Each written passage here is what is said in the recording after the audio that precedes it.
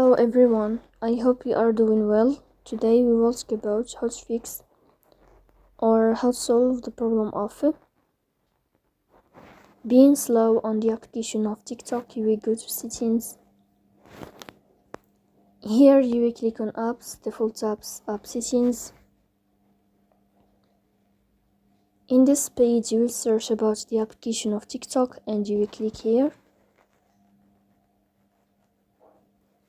Then in this page you will click on first stop and you will click OK. After that you will enter to the window of storage. Here you will click on clear cache. Then you can turn off your phone and you can restart your phone again to fix that problem. So please don't forget to support us by like and subscribe. See you next time.